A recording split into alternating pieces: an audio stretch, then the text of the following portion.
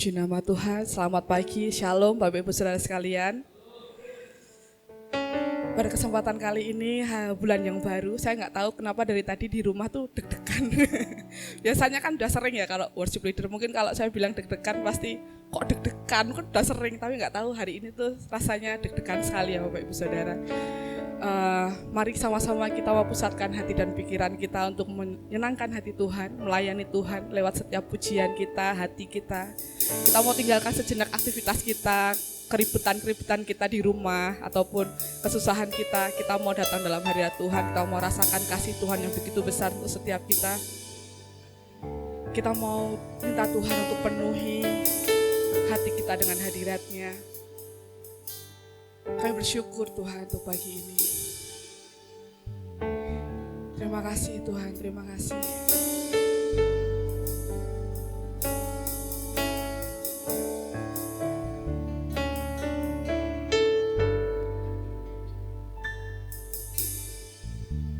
Penuhi hatiku dengan hadir-Mu.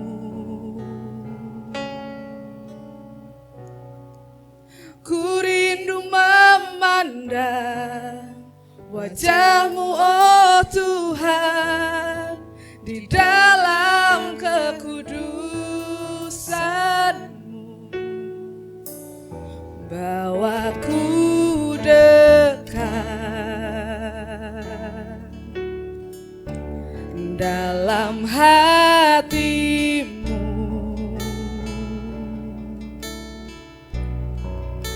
Ku rindu mendengar suara-Mu, oh Tuhan, di tempat kudus-Mu sekarang. Ku rasakan kasih-Mu dan indahnya kekudusan-Mu. Penuhi dengan kasih-Mu, diam di hadirat-Mu. Ku mengangkat tanganku dan ku bersyukur menyembah-Mu. Penuhi dengan kasih-Mu, diam di hadirat-Mu.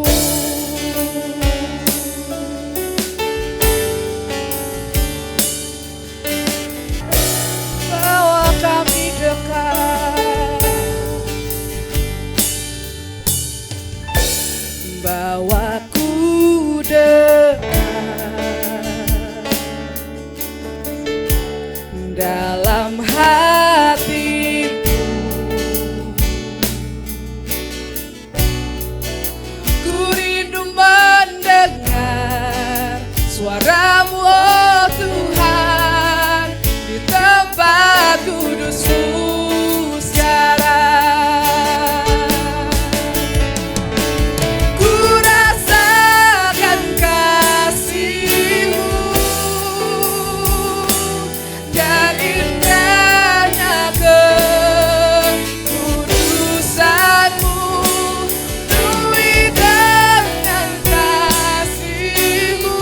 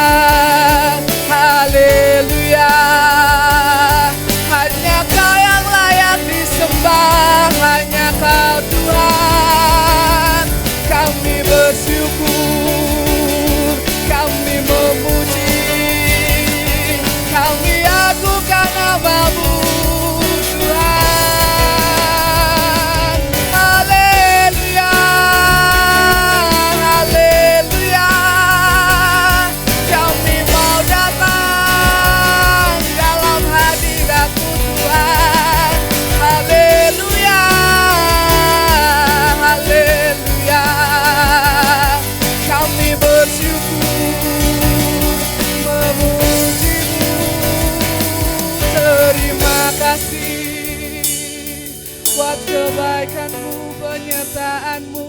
Terima kasih.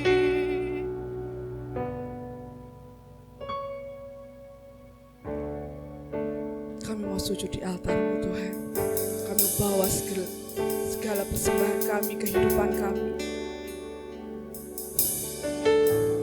Sujud di altar-Nya. Ku bawa hidupku, ku terima anugerah-Nya. Dia ampuniku dan bebaskanku. Dia ubah hidupku, barui hatiku.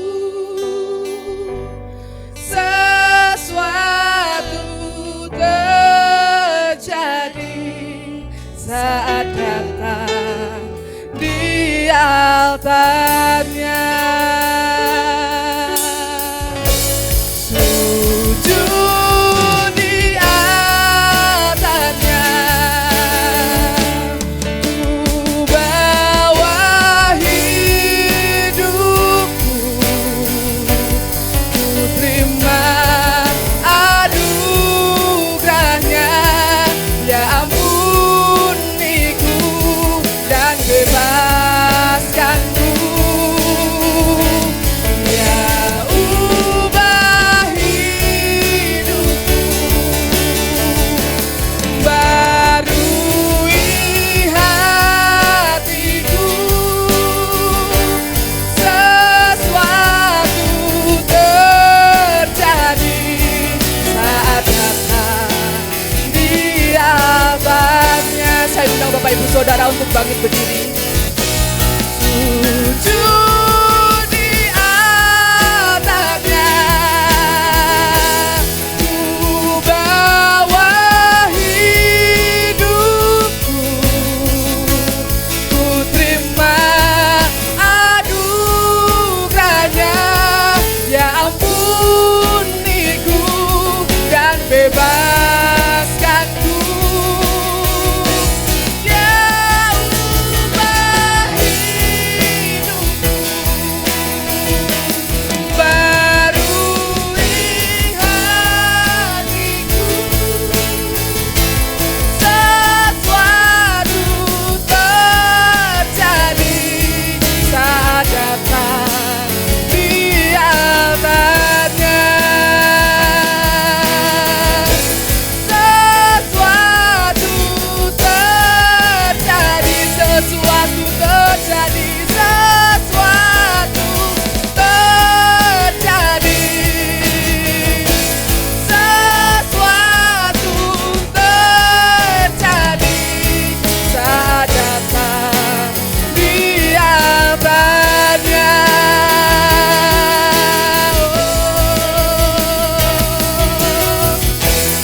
Kami bersyukur Tuhan pada pagi hari ini. Terima kasih untuk segala kemurahan, kesempatan yang sudah Tuhan berikan.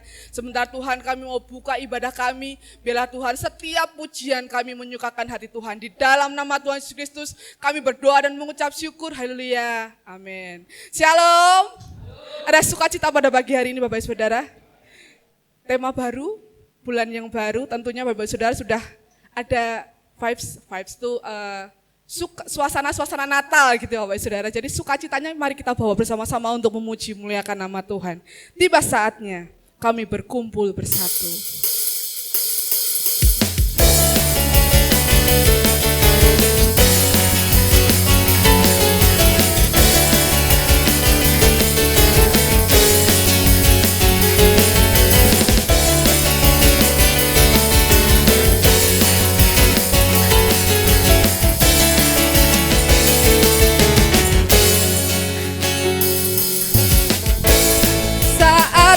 Kami berkumpul bersatu dari segenap suku dan bangsa, berdiri di hadapan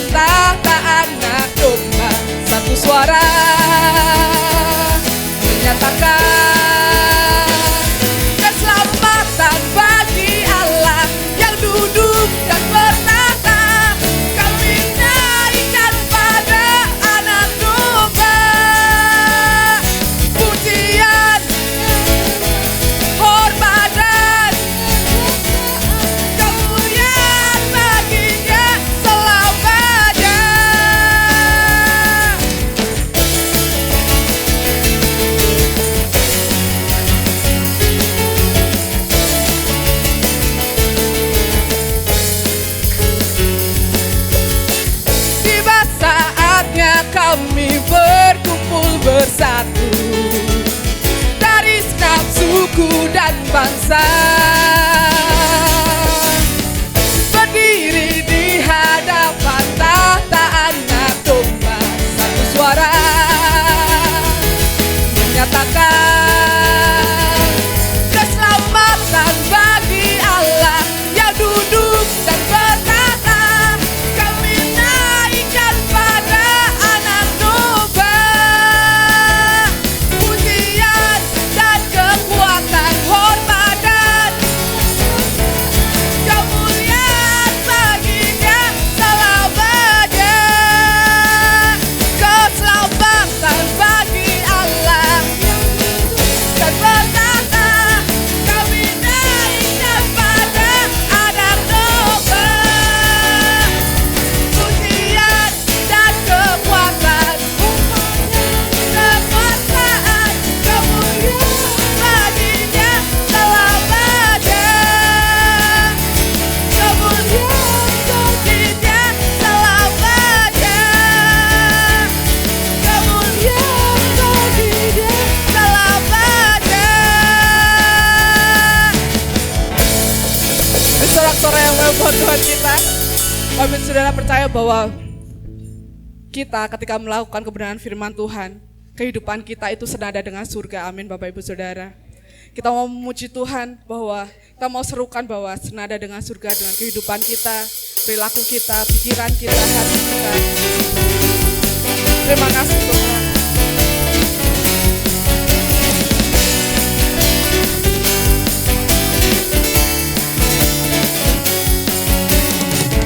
Tuhan Engkau hadir, kuasanya mengalir, melawat setiap hati kami. Roh-Mu membebaskan, Roh-Mu membangkitkan, kebesaran-Mu dinyatakan. Diselamatkan untuk menyembah, datanglah kerajaan-Mu di dunia. Di hadapan tahta-Mu seluruh jiwa menyatu, nyanyikan pujian senada dengan surga. Kami datang bersatu, sembah puji nama-Mu, semesta bersuka senada dengan surga.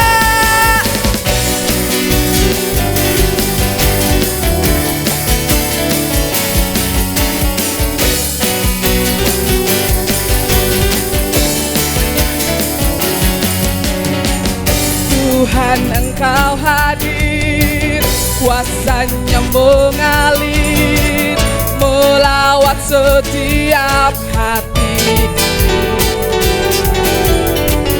Roh-Mu membebaskan, Roh-Mu membangkitkan, kebesaran-Mu dinyatakan.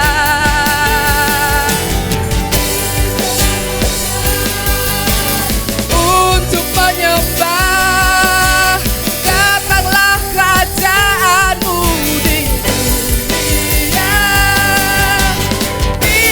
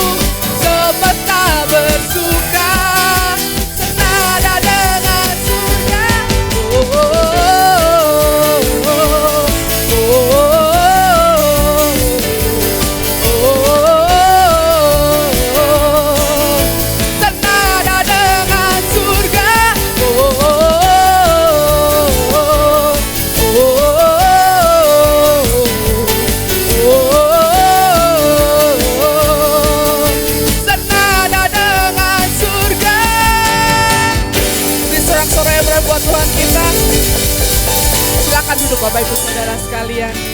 Nah, sebentar kita akan mendengarkan kebenaran firman Tuhan.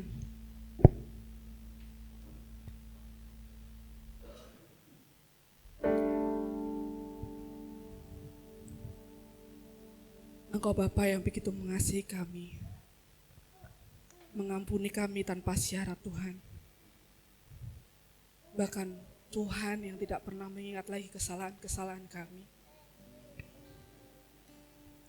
Setiap dosa Engkau pulihkan, Engkau hapuskan, dan menjadikan itu seperti putih, seperti bulu domba Tuhan. Terima kasih Bapa, terima kasih. Kami bersyukur untuk setiap kebaikan Tuhan, pengampunan yang sudah Tuhan berikan untuk setiap kami.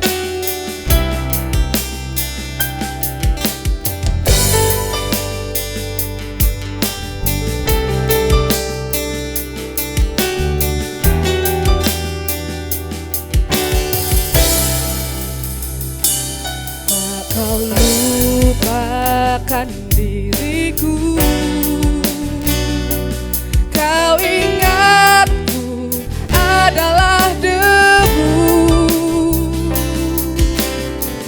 tetapi kau meninggikannya di hadapan malaikatmu. Tak kau hapuskan namaku dari kitab kehidupanmu. Kau tak malu mengakuinya di hadapan Bapa.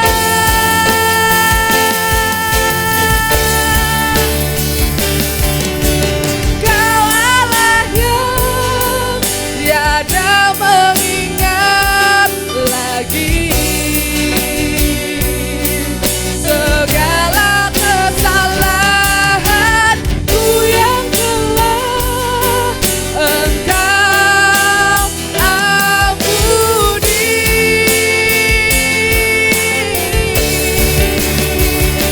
Walau dosaku merah bakain kesumba, Engkau menjadikanku putih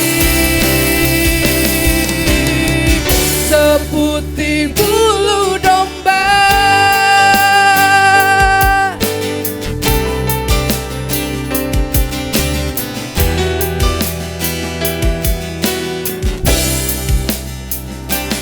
Tak kau lupakan diriku, kau ingatku adalah debu, tetapi kau meninggikannya di hadapan malaikatmu.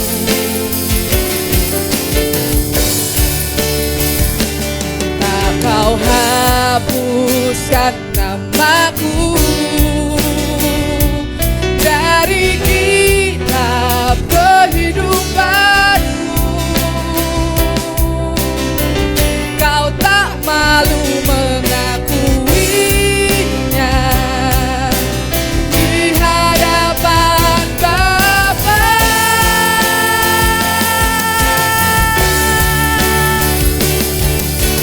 Kau Allah yang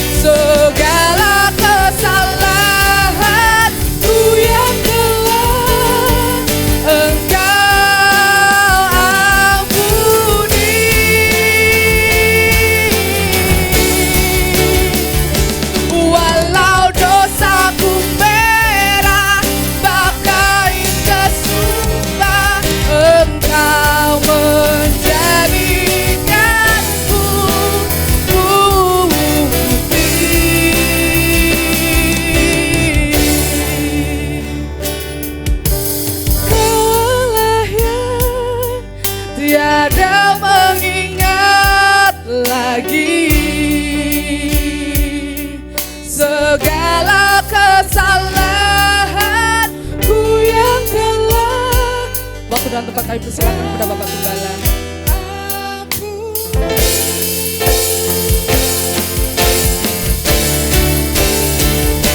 Walau dosaku merah bagai kesumpah, Engkau menjadikanku putih seputih bulu domba.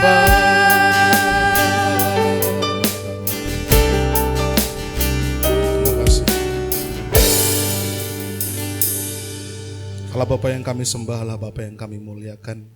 Kami bersyukur untuk kesempatan pagi hari ini. Kami boleh ada bersama-sama memuji memuliakan nama-Mu. Biarlah kiranya hati Tuhan disenangkan dan disukakan mendengar setiap nyanyian pujian penyembahan kami. Sebentar Tuhan kami akan bersama-sama duduk dengan diam, mendengarkan firman-Mu. Bersabdalah kepada kami siap mendengar, selidiki hati kami masing-masing, agar kami boleh menjadi pelaku-pelaku firman Tuhan. Kami dipertobatkan, dan kami sungguh-sungguh hidup semakin hari semakin serupa seperti Kristus, sebagaimana yang Tuhan inginkan. Urapi hamba dalam segala kekurangan kelemahan hamba, biarlah apapun yang hamba sampaikan dan persiapkan ini sungguh-sungguh menjadi berkat dan nama Tuhan dipermuliakan. Segala hormat pujian kemuliaan hanya bagi Tuhan saja. Dalam nama Tuhan kami Yesus, kami siap sambut firman-Mu. Haleluya, amin. Silakan duduk rekan-rekan pujian dan penyembahan. Terima kasih untuk pelayanannya. Terima kasih untuk latihan perjuangannya dan pagi hari ini boleh bersama-sama melayani. Shalom Bapak Ibu Saudara. Shalom, selamat pagi. Sehat semua? Puji Tuhan ya. Walaupun memang hawanya ini hawa yang enaknya buat tidur. Ya, saya sampai double-double bajunya. Saya pakai kemeja, masih pakai sweater, masih pakai jas. Karena enggak tahu berasa kedinginan. Ya, kemarin malam pun juga begitu. Oiko Solo Selatan yang lain enggak pakai jaket, saya jaketan sendiri. Karena berasa dingin dari kemarin malam. Mari kita jaga kesehatan ya, tetap bugar, tetap fit, tetap prima. Karena tidak terasa kita sudah sampai di penghujung tahun 2024. Kita masuk di tema terakhir tahun 2024. Rasanya kita baru memulai tahun 2024 dengan tema dimensi baru, ciptaan baru, dan sekarang kita sudah sampai di tema yang terakhir. Ya, bahasa Indonesianya ini mengampuni yang tidak terampuni. Wah, ini kan sangar ya. Apakah ada hari-hari ini orang-orang yang dalam hati Bapak Ibu Saudara yang masuk kategori tidak terampuni? Kalau ada, kiranya pesan firman Tuhan bulan ini bisa mengingatkan kita, menyadarkan kita bahwa kita seyogyanya harus mengampuni yang bersalah kepada kita. Ya, enggak usah nunjuk orang lain, mari kita merenung, ada enggak ya? Nanti kita akan merenung bersama-sama. Bapak Ibu Saudara, tema di bulan Desember 2024, sekali lagi tema yang akan menutup rangkaian kita, ini adalah pribadi yang mampu mengampuni orang yang sulit kita ampuni. Ya, tadi yang saya katakan mengampuni yang tidak terampuni. Kita mau belajar bersama-sama. Masih juga dalam suasana menjelang Natal. Ya, ini masa Advent, di mana kita mulai menenangkan diri, menyiapkan hati, menyambut Natal. Ya, Natal tidak hanya mengenai pohon Natal dan segala kado dan pernak-perniknya, tapi Natal itu adalah keselamatan bagi umat manusia. Kita perlu renungkan itu. Ya, masih dalam suasana Natal dan juga kita akan bersama-sama belajar tema pagi hari ini. Ini tema yang ke-6 dari rangkaian ciptaan yang baru. Terakhir nih. Kalau makan, ini gongnya ini.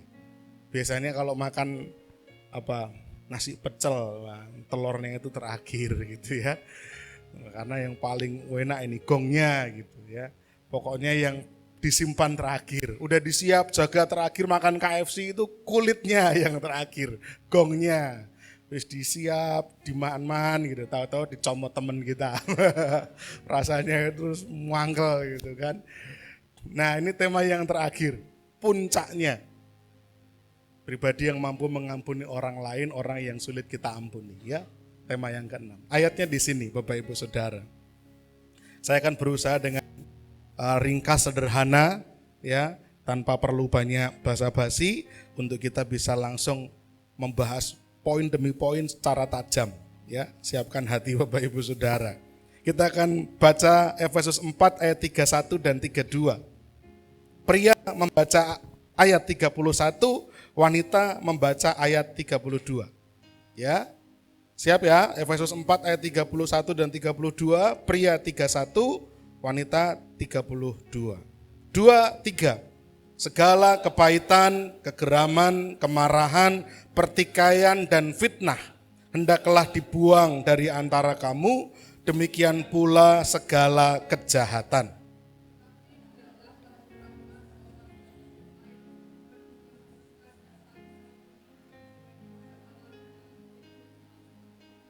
Iya, 2 ayat ini akan kita bahas 1 bulan ini Bapak Ibu. Kita uplak-uplak, ya. Tapi sebelum melangkah lebih jauh, saat ini saya mau Bapak Ibu Saudara mengingat, ngiling-ngiling, mengingat-ingat. Adakah seseorang yang sampai sekarang demikian sulit kita maafkan? Ada enggak dalam hati kita sampai saat ini orang yang sulit sekali kita ampuni? Adakah seseorang yang begitu tidak ingin kita jumpai lagi? Orang yang demikian membuat kita marah, orang yang membuat kita kecewa, orang yang membuat kita benci. Ada enggak? Kalau ada wajahnya taruh sini Bapak Ibu Saudara. Bayangkan, renungkan, gambarkan, taruh di sini. Sehingga sepanjang kita mendengarkan firman hari ini, pikiran kita tertuju pada orang itu. Pikiran kita nempel sama orang itu. Poin demi poin yang akan kita lewati, nanti kita akan periksa. Bisa enggak kita melakukan? Bisa enggak kita menerapkan terhadap sosok yang kita bayangkan tadi? Sudah? Sudah? Ada?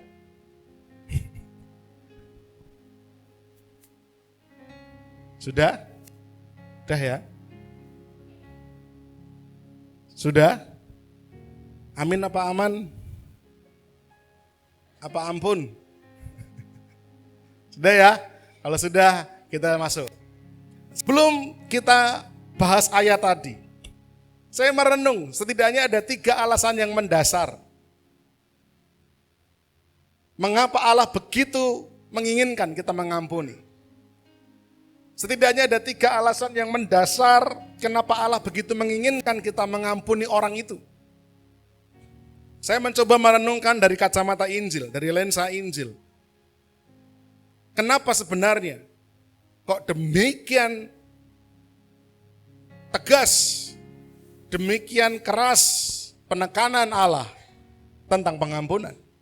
Bahkan sampai tegasnya doa Bapa kami pun salah satu isinya adalah ampunilah kesalahan kami, seperti kami juga mengampuni yang bersalah kepada kami.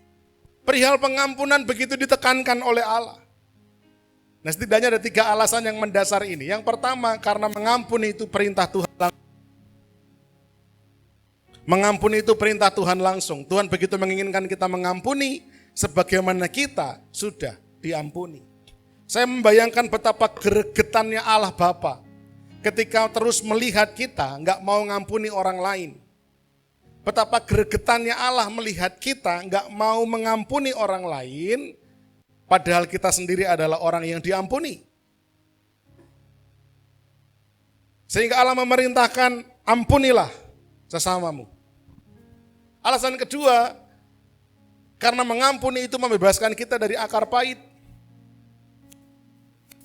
Bukan semata-mata hanya karena Allah ingin kita terbebas dari akar pahit.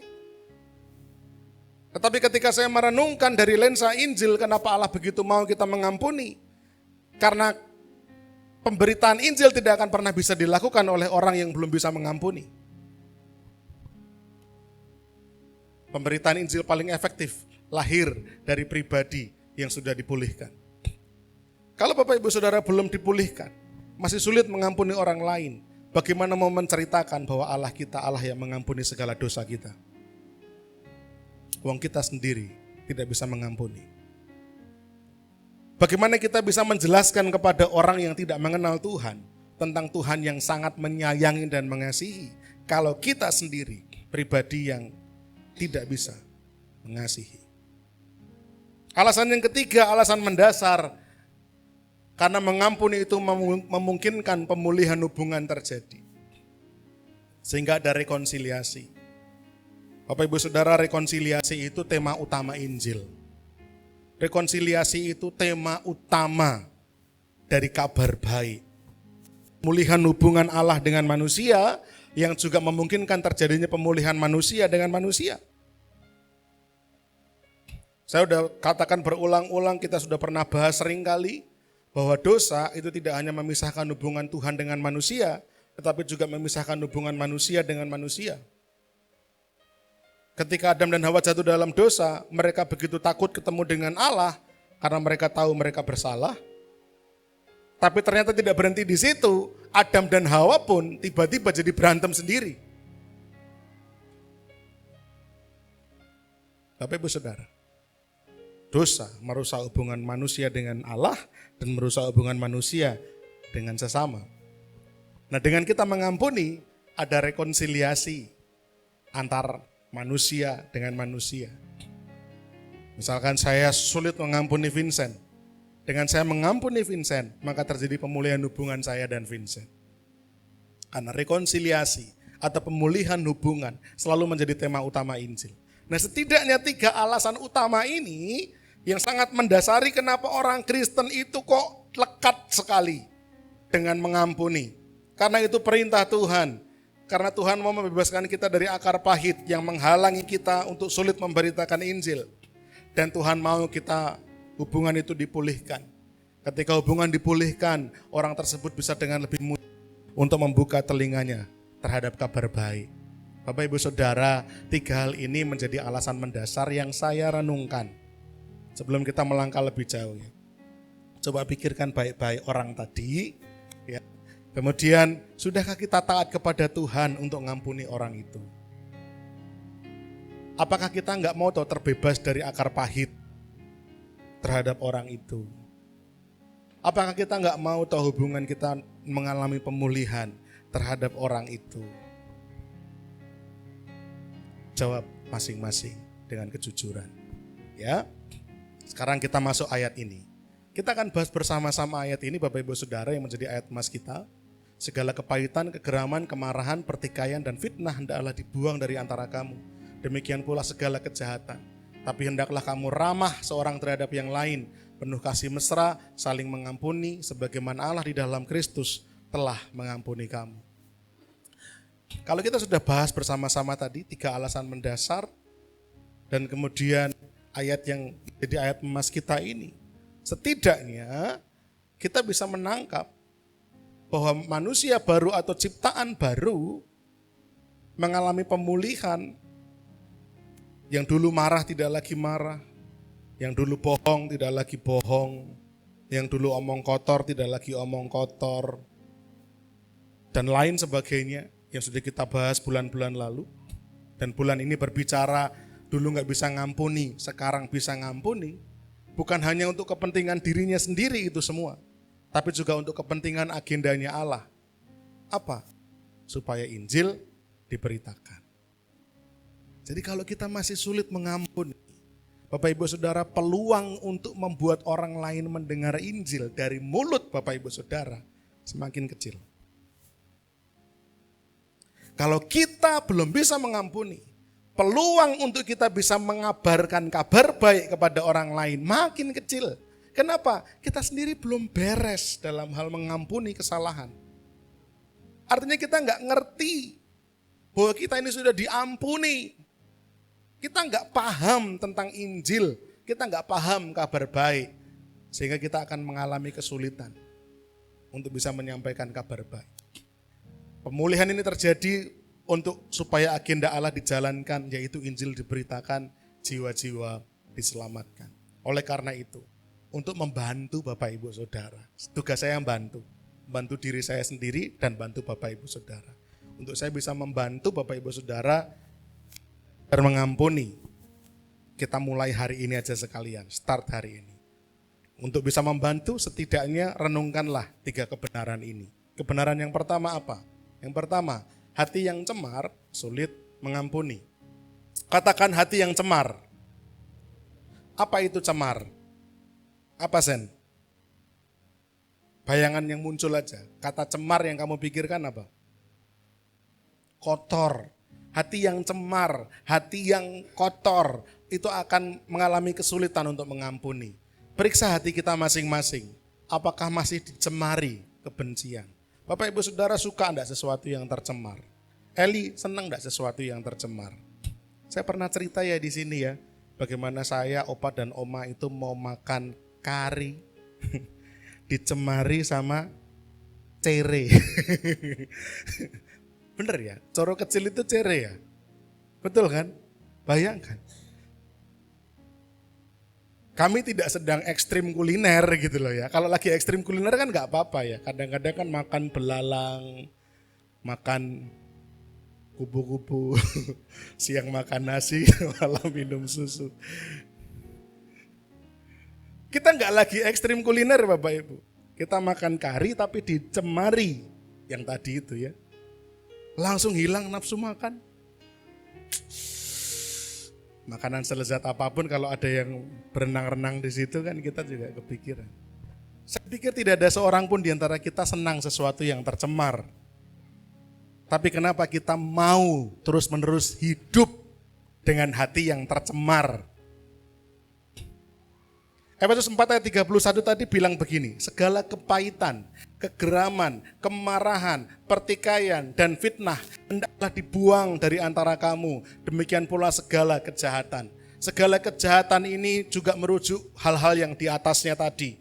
Ayat yang ke 30, 29, 28, 27, 26. Hal-hal yang Allah enggak mau itu. Tapi tentang hati yang tercemar, dijelaskan dalam ayat 31. Apa saja hati yang tercemar? Sakit hati. Sakit hati itu hati yang tercemar. Saya kemarin nonton satu podcast yang menarik. Ya, dalam podcast itu ada pembicaraan yang menarik menurut saya. Pembicaraan itu kira-kira seperti ini. Ya.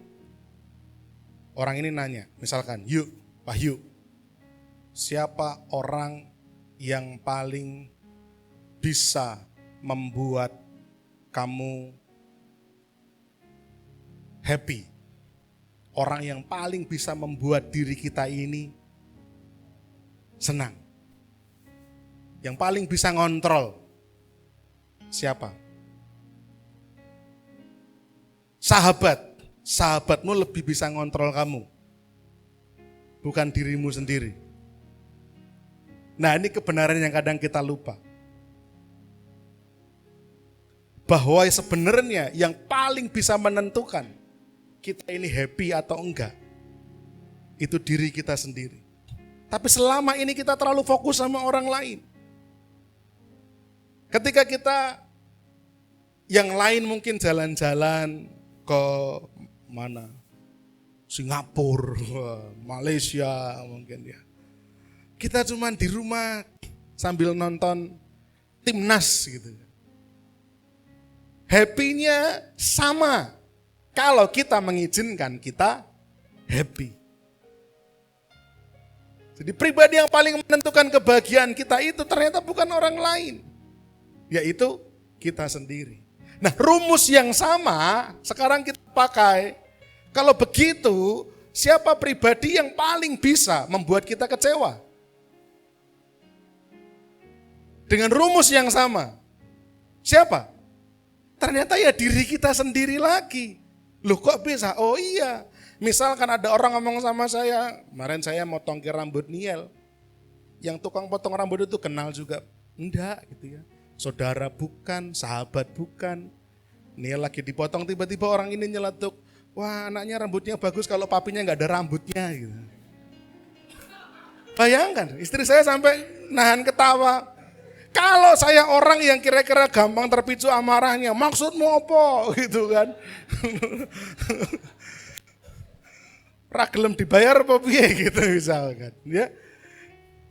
Masalah rambut loh gitu kan. Yang ngomong tukang cukur rambut gitu.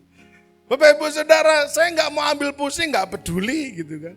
Malah saya jawab, oh bapaknya rambutnya minimalis gitu kan. Malah ngirit sampo om gitu. Oh iya bener ya Pak ya gitu. Malah ketawa-ketawa.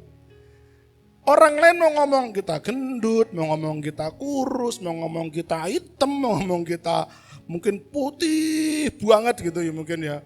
Malah koyo albino misalkan. Apapun perkataan orang, selama kita ini enggak memperdulikan, kira-kira bisa sakit hati enggak? Ternyata enggak Bapak Ibu Saudara. Jadi sakit hati itu yang mencemari ternyata ya diri kita sendiri. Nah sekarang dengan rumus yang sama kita gunakan ini. Sakit hati, kepahitan, kegeraman dengan terjemahan. Ini saya menggunakan Alkitab yang ILT. Kalau enggak ILT, TSI, saya lupa. Ya kegeraman itu diterjemahkan sebagai dendam. Yang juga mengizinkan dendam ada itu juga diri kita sendiri. Yang membuat kemarahan itu terus tersimpan, ya diri kita sendiri. Yang akhirnya mengobarkan pertengkaran, ya diri kita sendiri. Yang akhirnya membuat kita tersakiti.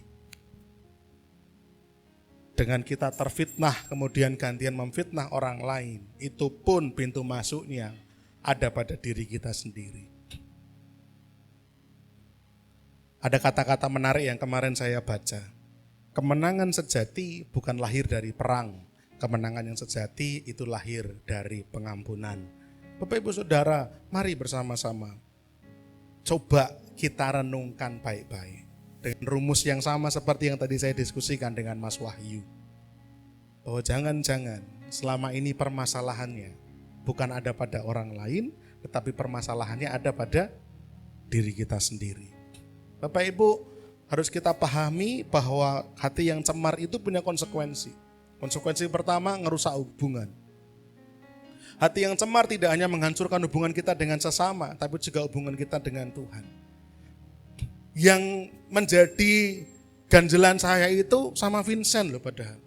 Saya itu lagi susah ngampuni Vincent. Saya itu lagi mangkel sama Vincent. Saya lagi benci sama Vincent. Tapi kecemaran yang ada dalam hati saya terhadap Vincent ini ternyata juga mengganggu ke yang lain. Ketika saya berhubungan dengan Samuel pun saya jadi masalah.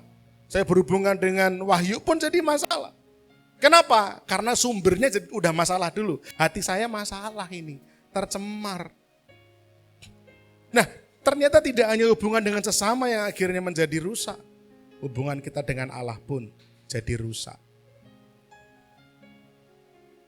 Kita tidak lagi bisa memahami kasih Allah. Kalau kita bisa memahami kasih Allah, harusnya kita dengan bisa meneladani Allah yang mau mengampuni kita ngampuni sesama. Ngerusak hubungan. Yang kedua, yang tadi kita bahas, bahwa hati yang cemar itu jelas menghalangi kita untuk mengampuni. Hati yang penuh kepahitan, amarah, sulit untuk mengampuni karena terus, apa ini Bapak Ibu? Memelihara. Bapak Ibu, kata memelihara itu hati-hati. Kata memelihara itu bukan hanya sekedar mendiamkan. Sesuatu yang didiamkan itu enggak bertumbuh. Tapi sesuatu yang dipelihara itu bertumbuh. Nah masalahnya yang dipelihara adalah luka. Lukanya makin tumbuh. Yang dipelihara adalah dendam. Dendamnya makin tumbuh. Yang dipelihara adalah ego. Egonya makin tumbuh. Jadi tiap hari kita harus mendiagnosa. Nah sekarang sebelum saya lanjut, saya mau kita semua praktek. Coba semua taruh tangan kanan di dada masing-masing. Nah, kita mau diagnosa. Mendiagnosa diri sendiri, ya. Jadi kita perlu jujur. Kita perlu mendiagnosa. Kalau selama ini kita sering marah, kecewa, atau bahkan sulit mengampuni orang lain, karena fokus kita kan sama orang lain terus. Nah sekarang seperti yang tadi saya bahas, jangan-jangan selama ini masalahnya ada pada diri kita. Nah sekarang pegang dada masing-masing, hati masing-masing, jangan malu-malu. Kan dadanya sendiri, ya jangan pegang orang lain. Pegang dadamu masing-masing, ya gak usah ngurusin yang lain. Oke? Nah sekarang pikirkan, yang pertama, apakah saya punya kesalahan? Coba renungkan dulu. Apakah saya ini punya kesalahan? Diinget-inget, dicari-cari. Salahku apa ya? Wah kok akeh? Misalkan ya. Oke, sudah. Sekarang jawabannya. Bapak Ibu Saudara, punya kesalahan? Halo? Punya. Oke, yang kedua, pertanyaan kedua. 3 aja kok. Yang kedua, apakah saya punya kelemahan? Punya enggak? Punya. Nah, bagi yang pertanyaan pertama punya kesalahan, orang duwe. Punya kelemahan, orang duwe. Nah, mungkin Anda punya yang ketiga. Namanya kesombongan.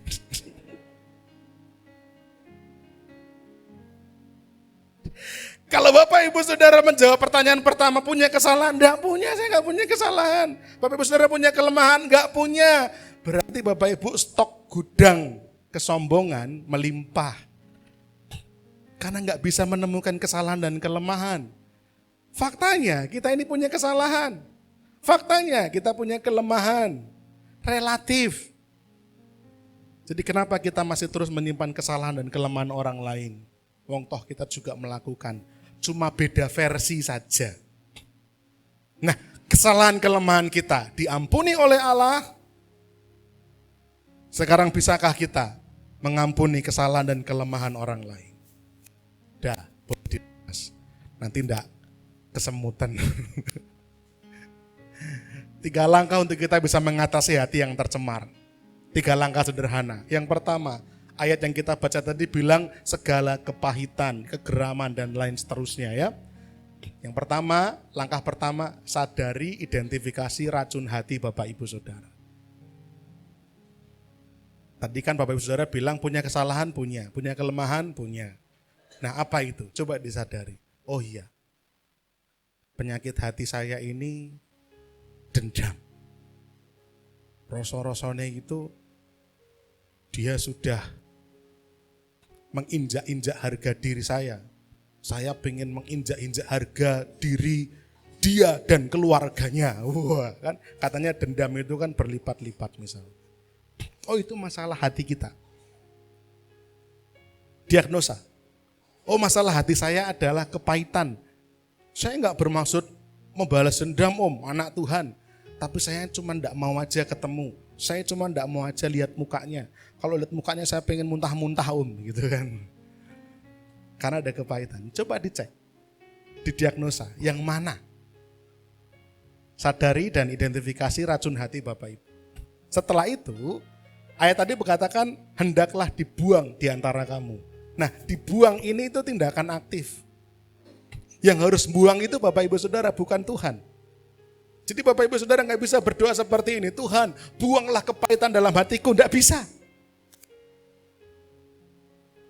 Itu sama kayak doa yang sering kali juga saya protes. Diajarkan sama guru-guru sekolah minggu, guru-guru remaja. Dulu, kalau mungkin nggak sadar. Doanya gini, Tuhan kami mau mendengar firman-Mu. Oleh karena itu Tuhan, bukalah hati kami. Tidak bisa. Yang bisa buka itu Bapak Ibu Saudara. Buka pintu hati kita untuk dengar firman Tuhan. Sama juga prinsipnya. Untuk membuang sakit hati, yang harus buang siapa? Kita, bukan Tuhan. Tuhan buang sakit hatiku, Tuhan buat kepahitanku, Tuhan buang rasa dendamku. Itu semua akan terus bertahan kalau Bapak Ibu Saudara nggak mau buang sendiri. Tapi kan Tuhan Maha Kuasa. Om, Tuhan Maha Kuasa Mas, Tuhan Maha Kuasa Pak. Masa Tuhan gak bisa membuat saya lupa itu semua? Bisa. Dibuat demensia Bapak Ibu Saudara. Dibuat lupa ingatan, mau. Lupa semuanya. Tapi semuanya ya, bukan hanya lupa dendamnya, bukan hanya lupa hutangnya, tapi juga lupa sama anaknya, lupa sama rumahnya, lupa sama semuanya. Orang-orang demensia kadang lupa. Anaknya namanya siapa, ibunya namanya siapa, lupa. Bapak Ibu Saudara, yang bisa buang itu kita sendiri. Sadari, kemudian putuskan untuk membuang, dan yang terakhir, langkah praktisnya adalah fokus pada kasih karunia Allah. Ayat tadi katakan, sebagaimana Allah di dalam Kristus telah apa? Mengampuni. Allah sudah ngampuni kita, jadi kita ngampuni orang lain. Jadi langkah pertama sadari dulu, racunnya yang mana? Ya, racunnya yang mana? Cari. Kalau sudah ketemu, putuskan untuk buang, dibuang aja. Istri saya itu bikin somai, jualan somai. Ya, saya senang-senang aja, dia senang gitu kan. Cuma ada satu hal yang cukup mengganggu saya dari jualannya istri saya itu. Bau kulit udangnya itu loh. Itu tuh aromanya Bapak Ibu Saudara. Itu kalau dibuang di tempat sampah, itu kalau saya masuk ke toko gitu ya, itu swang gitu kan. Dulu ketika saya nggak ngeh, saya pikir itu batang. Karena aromanya mirip kayak batang. Saya bilang sama Adi sama Adris, kita no batangnya gitu kan. Akhirnya lama-lama saya sadar, oh iya ternyata itu, apa sih kulit udang apa ekor udang apa sih? Kulit. Aromanya itu busuk kayak gitu Bapak Ibu Saudara. Itu dibuang aja, sudah di tempat sampah aja, masih mengganggu hidung kita. Nah Bapak Ibu Saudara, itu kebusukan-kebusukan itu di dalam hati Bapak Ibu Saudara dan saya. Apa hidung kita udah mati rasa tuh? Kok kita nggak risih mau buang jauh-jauh gitu? Apa kita nggak risih bahwa aroma kebusukan dari hati yang sakit, yang sulit ngampuni itu?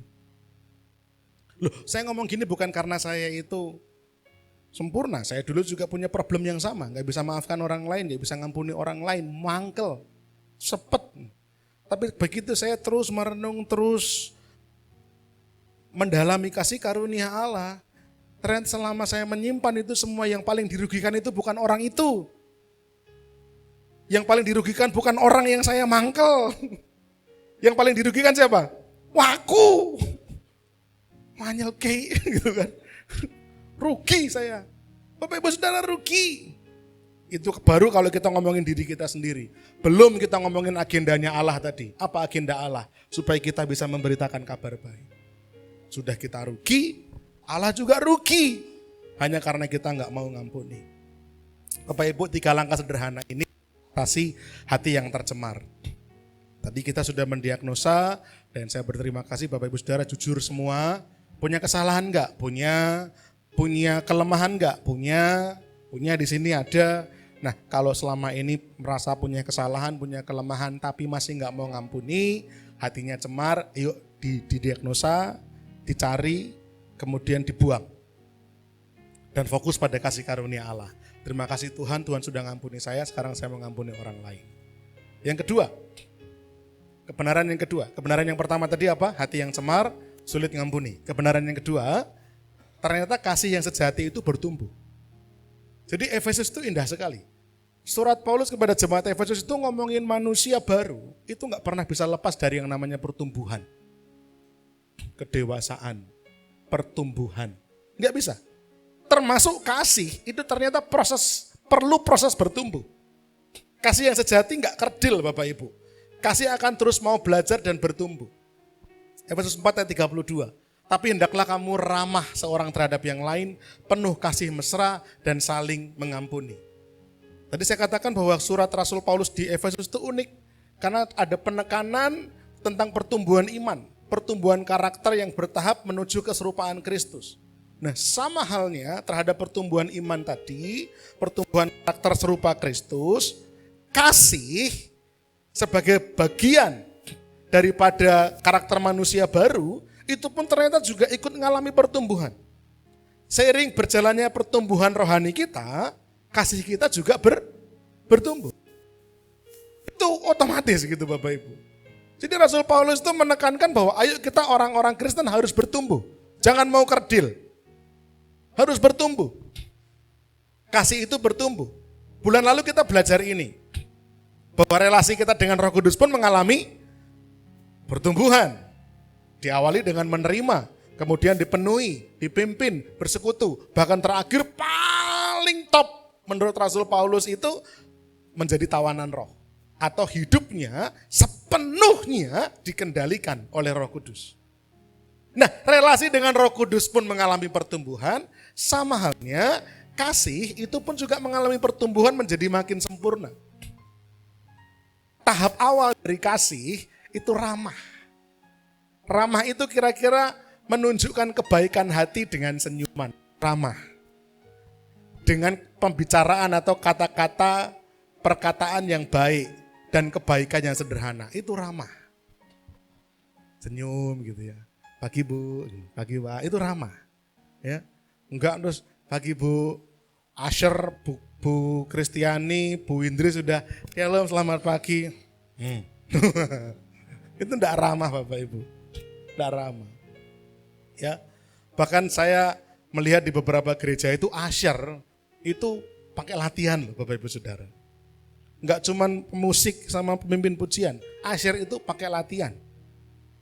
Dilatih karena menurut mereka Asher itu adalah pelayanan gerbang pertama. Jadi kalau Asher ini sudah optimal atau mungkin dikatakan Asher ini efektif. Nah, itu kata yang saya sedang cari. Kalau Asher ini efektif, ibadah itu menyenangkan. Kenapa? Asher itu betul-betul dilatih. Jadi begitu ada jemaah datang gitu, selamat pagi Mas Bayu, gimana? Sehat semua? Gitu. Gimana? Order rame? Wah, kayak gitu. Sampai seperti itu. Atau yang lama nggak datang gitu, misalnya Eli gitu kan. Wey, Mbak Eli, wah lama nggak kelihatan. Gimana? Sehat semua? Keluarga baik? Jadi betul-betul data mereka kenal nama-nama. Pekerjaannya apa, sekolah atau kuliah. Itu semua Asher ini hafal. Dan kemudian mereka menyapa, merangkul gitu kan. Yang dulunya kelihatan gemuk makin kurus, dibilang wah sekarang makin langsing, dietnya berhasil. Keren gitu kan. Yang dulunya kurus jadi gemuk, wah ini kayaknya lagi pertambahan berat badan itu gitu kan. Jadi semua menjadi ide. Itu Asher Bapak Ibu Saudara. Berapa gereja Asher dilatih. Barangkali di sini juga bisa diterapkan.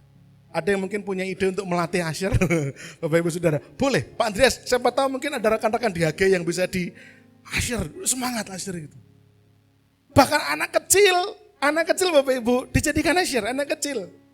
Ya, ini, hai Oma, hai Opa, selamat datang gitu. Bayangkan ketika ada jemaah datang dan kemudian Asher seperti itu, yang mungkin di rumah lagi mangkel, naik mobil itu udah berantem suami istri. Hanya gara-gara suami mengingatkan, kompor orang mbok pateni mesti gitu kan. Wes yo, durung tilono meneh. Wes yo Pak, durung tilii gitu. Begitu ditili, wes Pak, wes tak pateni. Kowe kira percaya di mobil berantem. Mau ke gereja padahal. Sampai gereja mendapati Asher seperti itu. Wah, semangat. Lali kompornya mau masalah kompor lupa. Karena Asher nih ya begitu. Jadi Bapak Ibu Saudara sampai sedetail itu. Oleh karena itu ramah ini sepele, mungkin hal yang kecil, tapi disitulah kasih sedang dilatih. Berapa banyak kita itu kadang-kadang datang oikos gitu ya. Ya, baik yang pengurus oikosnya maupun yang datang ke oikosnya hanya ramah tamah basa-basi. Sayang. Gunakan oikos itu dengan efektif. Ramah yang benar-benar. Beberapa oikos saya lihat punya kebiasaan untuk perjamuan kasih. Itu hal yang baik. Maaf, bukan saya lagi ngoprak-ngoprak Bapak Ibu untuk bebehan. Bukan, enggak, dijauhkan dari itu. Saya hanya mengatakan bahwa ketika oikos ada perjamuan kasih, itu tuh kan di situ muncul interaksi yang menarik. Wih, iki mau lentone sing gawe sapa gitu kan. Bu iki wah enak biar mantep Bu. Wah kacangnya jempol gitu kan. Bu iki mau sosis sing gawe sapa gitu kan. Tuku wah tuku ning ngendi. Ndak apa-apa meleset sithik tapi kan antusias. Itu ramah Bapak Ibu. Nah keramahan itu latihan dasar kasih. Nah naik level berikutnya itu penuh kasih mesra. Nah kalau ramah itu kan tindakan sederhana, membuat hati orang sukacita. Tapi kalau penuh kasih mesra, itu perlu empati, perlu kepedulian, hubungannya udah dalam. Kadang-kadang gak butuh bicara. Kita cuma datang ke rumahnya, loh kok kita kondeng omahku ngopo, ora apa-apa, aku cuma pengen dolan. Kemudian duduk gitu aja. Yang didatengin bukan masalah bingung. Ki omah jane ngopo, teko-teko ngopo gitu ya. Kemudian temennya ini ngomong, enggak kok digerakkan Tuhan. Kayaknya kamu perlu sesuatu, aku pengen doain kamu. Wah langsung air matanya tumpah gitu. Wah aku pengen cerita nih, bingung cerita karo sopo gitu ya. Itu penuh kasih mesra. Ya, hal-hal seperti itu tuh butuh latihan, bertumbuh. Yang ini sama yang ini kok saya nggak pusing ya. Bapak Ibu Saudara sepertinya sudah melakukan. Problemnya itu yang ini nih loh. Ini level kasih yang paling sempurna. Kalau ramah, tindakan sederhana, senyuman. Penuh kasih mesra, butuh empati, kepekaan, peduli dengan kesejahteraan, kepentingan orang lain. Kita nolong, kita bantu. Tapi yang ini nih loh, mau mengampuni, itu wujud kasih yang menyerupai kasih Allah. Nah ini yang levelnya, biasanya gitu. Naik, anjlok. naik, anjlok gitu kan.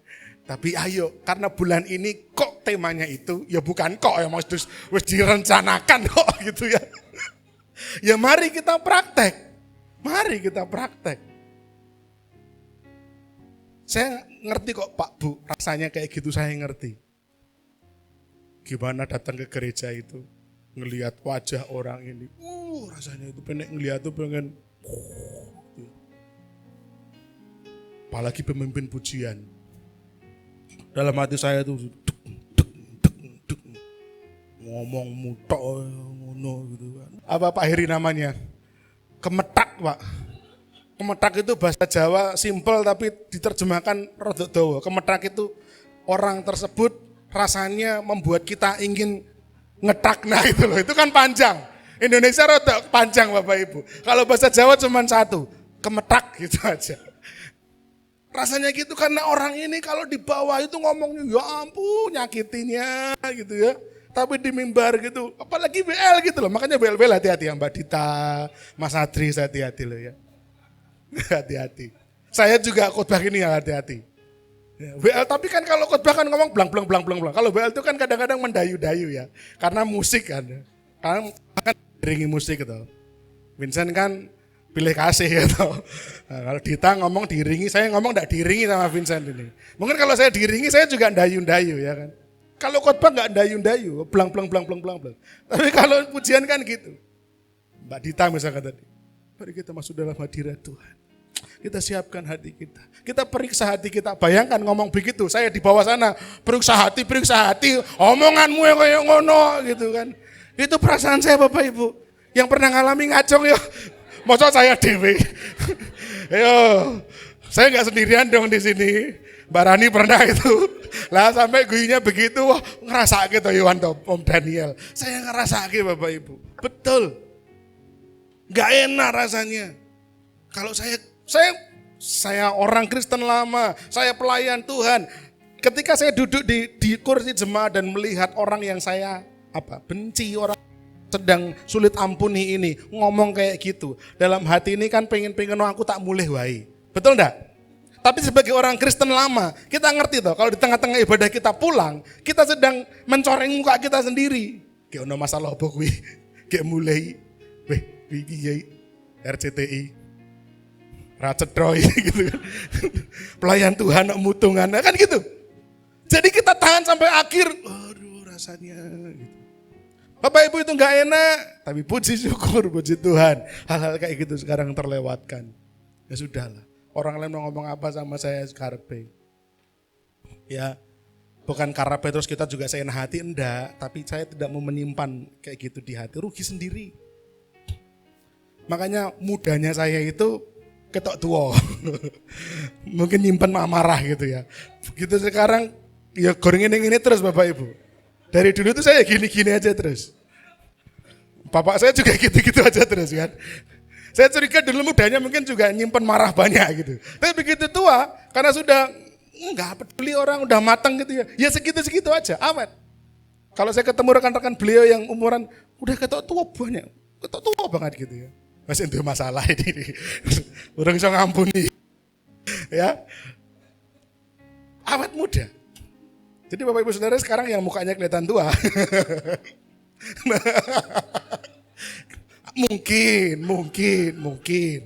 Mungkin perlu perawatan. Nah, saya nggak bilang mungkin belum ngampuni ya, tapi mari kita periksa Bapak Ibu. Ini level peningkatan kasih kita. Kasih itu bertumbuh, katakan bertumbuh. Nah sekarang cek hati Bapak Ibu Saudara. Kasihnya mandek apa bertumbuh? Kalau cuma berhenti di sini ya mandek. Kalau cuma di sini penuh kasih mesra. Kalau Mbak Rani penuh kasih mesra sama Mas Ronggo ya pantas gitu kan. Tapi bagaimana dengan Mbak Rani dengan orang yang mangkel kayak tadi? Bisa nggak kita penuh kasih kepada orang ini? Bisa enggak? Yang ketiga, kita mengampuni karena kita telah diampuni. 3 kebenaran sederhana. Yang pertama tadi, bahwa hati yang cemar membuat kita sulit ngampuni. Yang kedua, kasih itu harusnya bertumbuh Bapak Ibu. Enggak mandek. Dan yang ketiga, ini kebenaran yang menurut saya paling hakiki. Apakah pantas kalau kita enggak mau ngampuni, padahal kita telah diampuni? Nah itu pantas apa enggak? Pikirkan baik-baik. Pantas enggak? Kita telah diampuni loh. Harganya mahal. Saya pengen bilang keselamatan gratis. Ngawur aja tuh nih ngomong. Loh iya loh, udah di orang Kristen penak keselamatan gratis. Ngawur itu. Apa keselamatan kita gratis? Enggak. Keselamatan kita dibayar. Tapi yang bayar Tuhan Yesus. Tapi kan enggak gratis. Kita nerimanya gratis. Loh di dunia ini apa ada yang gratis toh? Enggak ada. Kalau kita nerimanya gratis, berarti ada orang lain yang sudah bayar. Gitu loh. Natalan anak-anak itu. Mas Adris dan tim lagi menyiapkan Natal anak-anak. Natalannya di Luwes. Kalau dulu di Transmart. Tahun ini krisis Luwes. Kita berharap tahun depan ekonomi naik lagi. Nanti bisa di Pakuwon. Wah. Bisa nggak Mas Adris? Tahun depan ya Mas Adris ya. Ini kita perhatiin dulu Luwes Bapak Ibu. Ya, Luwes Nusuan. Itu untuk anak-anak Alpha Kids, mereka dapat voucher senilai 50.000 tapi mereka gratis. Jadi itu sudah dapat makan, dapat main di tempat permainan anak-anak, masih mandi bola gratis, masih pulang bawa goodie bag, snack, komplit, masih ada piala, masih dapat hadiah kerajinan itu ya. Maksudnya siapa yang rajin dapat hadiah reward gitu. 50.000 kira-kira dinilai semuanya, tapi anak-anak Alpha Kids gratis. Nah saya tanya, apa itu benar-benar gratis? Ya enggak, yang bayar siapa? Guru-gurunya. Lewat kas, lewat iuran mereka, anak-anak tinggal datang. Keselamatan kita gratis? Ya enggak, yang bayar siapa? Tuhan Yesus. Bukan kita main asal gratis. Nah kita diampuni, itu enggak main-main. Kita diampuni dengan darah yang mahal. Sekarang kita mau mengampuni orang lain, bisa enggak? Kenapa kita begitu sulit bersyukur? Efesus 4 ayat 32. Saling mengampuni sebagaimana Allah di dalam Kristus telah mengampuni kamu. Sebagaimana Allah dalam kasih karunia yang tidak terbatas telah mengampuni kita melalui Kristus, demikian pula kita dipanggil untuk tulus mengampuni sesama demi sesama kita dapat merasakan kasih-Nya. Loh, ini loh Bapak Ibu, tujuan utamanya kita ngampuni sekali lagi bukan semata-mata supaya kita terbebas dari rasa sakit. Itu juga sih, tapi utamanya bukan itu. Apa utama tujuannya? Tujuan utamanya kita ngampuni orang supaya orang lain itu dapat merasakan kasih Allah. Kan kita mau mereka juga diselamatkan. Kita mau mereka juga mendapatkan kasih karunia Allah. Jadi kita ngampuni kesalahan orang lain demi orang tersebut merasakan kasih Allah. Bapak Ibu Saudara, kalau dengan cara seperti itu, saya percaya kabar baik akan dikabarkan dengan luar biasa. Kata-kata sebagaimana Allah mengampuni kamu, ini saya renung-renungkan tuh setidaknya ada tiga kebenaran yang terselip di dalam kata-kata ini. Yang pertama, bahwa pengampunan Allah itu dasar kita ngampuni. Jadi kalau kita ngampuni, lihatlah kasih Allah. Allah ngampuni kita, nah kita ngampuni orang lain. Kemudian kebenaran kedua yang terselip dalam kalimat ini, bahwa pengampunan dalam Kristus itu total dan tanpa syarat. Sebagaimana Allah ngampuni kamu. Allah ngampuni Vincent pakai syarat enggak Vincent? Pakai syarat enggak Allah ngampuni kamu? Enggak. Nah kalau gitu Vincent ngampuni orang lain juga harus tanpa syarat. Sebagaimana Allah mengampuni kamu. Dan juga bahwa pengampunan itu adalah panggilan seorang manusia baru. Karena kata-kata ini ada dalam perikop pembahasan bagaimana ciptaan baru itu. Nah Bapak Saudara, ciptaan baru bukan? Halo? Apakah kita ciptaan baru? Iya, oleh karena itu mari kita mengampuni. Dengan cara apa? Dengan cara tanpa syarat, total kita ngampuni. Oh susah, berat. Oh enggak berat kok. Kenapa? Allah sudah mengampuni kita. Kata-kata ini memberikan kita sebuah penekanan, kesadaran. Sebagaimana Allah mengampuni saya harus mengampuni orang lain dengan pengampunan yang total tanpa syarat, karena itu adalah panggilan saya sebagai ciptaan baru. Ciptaan baru kok nggak bisa ngampuni? Kan aneh. Saya akan tutup dengan kutipan ini dari seorang hamba Tuhan yang namanya John Stott. Dia tuliskan kalimat ini, tidak ada yang lebih kuat menggambarkan Injil selain seorang Kristen yang ngampuni. Gak usah belajar banyak-banyak Bapak Ibu. Kalau mau belajar memberitakan Injil, cara paling gampang adalah datangi orang yang paling sulit Anda ampuni, kemudian lepaskan pengampunan buat dia. Maka orang yang menerima pengampunan dan orang-orang di sekitar Anda yang melihat Anda mengampuni orang itu, mereka akan melihat Injil. Apa itu Injil? Ada orang yang sulit diampuni, dimaafkan, tapi menerima kasih karunia untuk bisa dimaafkan. Itu Injil. Tidak ada yang lebih kuat menggambarkan Injil selain seorang Kristen yang mengampuni. Kasih karunia yang kita terima mengalir melalui kita kepada orang lain dalam bentuk pengampunan. Bapak Ibu, saya dorong, yuk kita sama-sama memberitakan Injil dengan cara yang praktis, dengan cara yang bisa kita lakukan. Bulan ini caranya adalah ampuni sesamamu. Penerapan kita,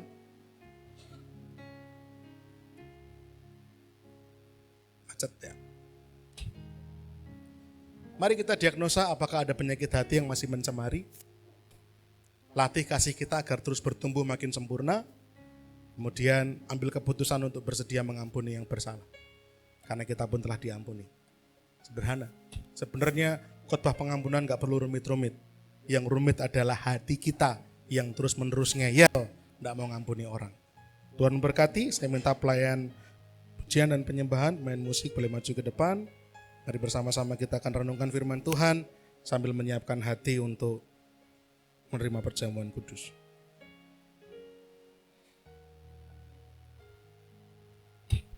Bapak Ibu, saya ini sudah akhir tahun. Saya mau cerita tapi jangan kalau istilahnya Pak Heri, ini bukan iman klise-klise gitu. Oh Om Daniel jaluk ditukok ke Alkitab. Bukan. Alkitab di rumah saya masih ada, aman. Saya cuma mau tunjukkan. 1 tahun kita kurang lebih bahas Efesus. Efesus saya itu sampai tetel Bapak Ibu. Loh. Diwolak-walik. Sampai coplok gitu. Mau taklim nanti nggak bisa dibuka gitu kan. Ya sudah sementara tak gini-ginikan aja. Ya, sekali lagi bukan klise-klise Pak Heri ya, bukan. Aman. Saya masih ada Alkitab. Cuman ini Alkitab kesukaan saya karena ada Inggrisnya. Sok ke Inggris ya. Tapi saya mau bilang, saya bersyukur Alkitab mau tetel daripada Alkitab kelet. Tuhan berkati. Mari kita bangkit berdiri. Yang mikir Alkitab keleti opo gitu ya. Alkitab kelet karena apa? nggak pernah dibuka, kok kelet tuh gitu ya. Saya bersyukur, mendingan Alkitab tetel kayak gini ya. Bapak Ibu Saudara, yuk kita datang sama Tuhan. Mari sama-sama kita dengan rendah hati terbuka. Bisa nih.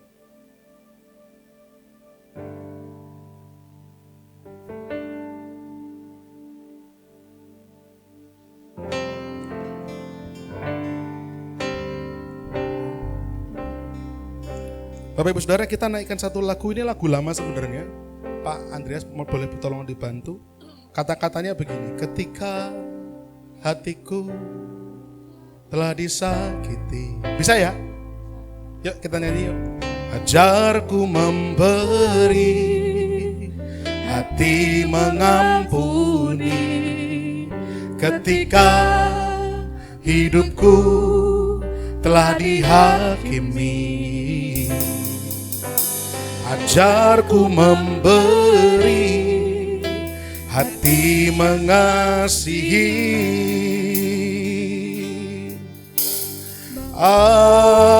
Ampuni bila kami tak mampu mengampuni yang bersalah kepada kami. Seperti hati Bapa mengampuni, mengasihi, tiada pamrih. Bapak Ibu, saya ajak kita buka hati pagi hari ini. Jujur, terbuka, jangan hancur hati di hadapan Tuhan. Mungkin kita pernah tersakiti, mari kita ngampuni. Mungkin kita pernah merasa dihakimi, dipermalukan. Mari kita juga mengampuni. Lepas pengampunan, kekuatan akan datang dari Tuhan, memampukan kita.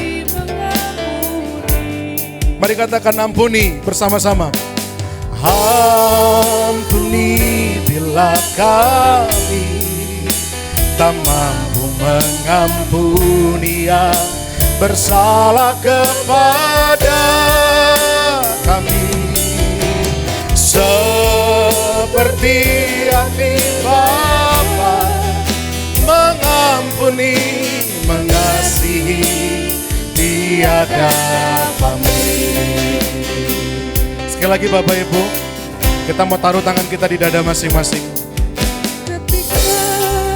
Hatiku telah disakiti, ajarku memberi, hati mengampuni, ketika hidupku telah dihakimi. Ajarku memberi, hati mengasihi.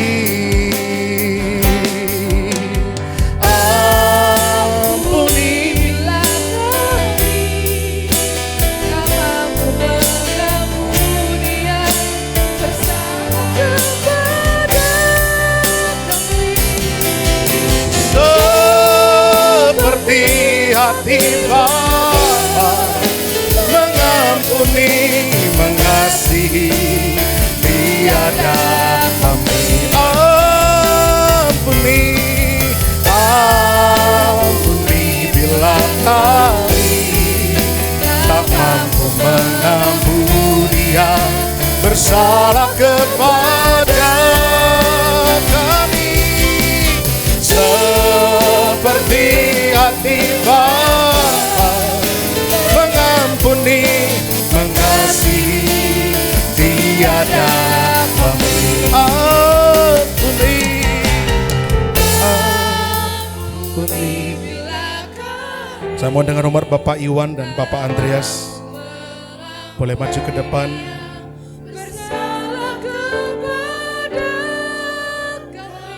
Ya Yesus Tuhan.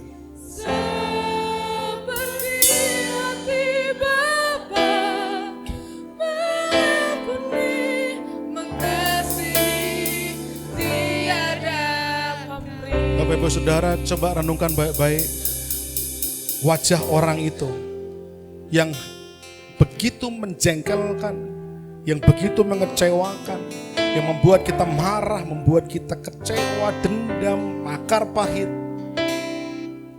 Kemudian perlahan ganti wajah orang itu dengan wajah Kristus yang hancur babak belur di atas salib, membayar dosa kesalahan kita.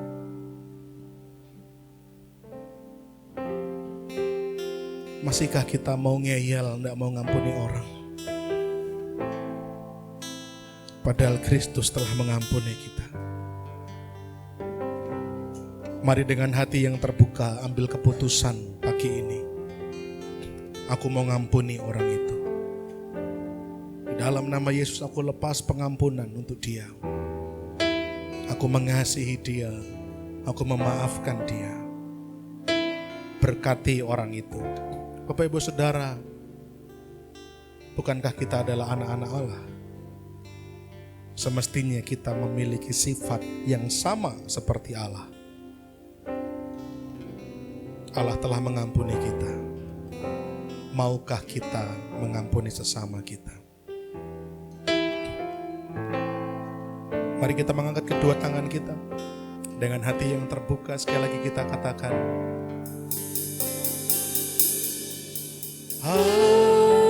ampuni bila kami tak mampu mengampuni yang bersalah kepada kami, seperti hati Bapa mengasihi tiada